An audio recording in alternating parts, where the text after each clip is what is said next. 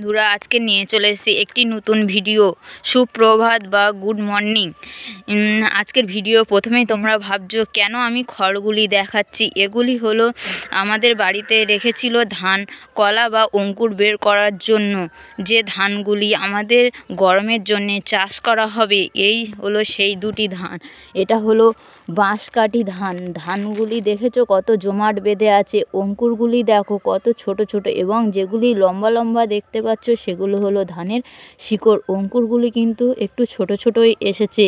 এই ধানগুলি কিন্তু বাড়িতে ছাড়ানো হবে না, জমিতে নিয়ে গিয়ে ছাড়ানো হবে। আর এই ধানটি হলো জিরোকাঠি ধান। ধানটি দেখো কত ছোট ছোট কলা এসেছে, এবং শিকড়গুলি কিন্তু বড় বড়ই এসেছে। শিকড়গুলি কিন্তু ছোট ছোট এসেছে, এবং ধান শিকড়গুলি বড় বড় এসেছে, অঙ্কুরগুলি ছোট ছোট এসেছে। এই ধান দুটি আমাদের মাঠে নিয়ে গিয়ে ভাঙা হবে এবং চাদরের মধ্যে ছড়ানো হবে।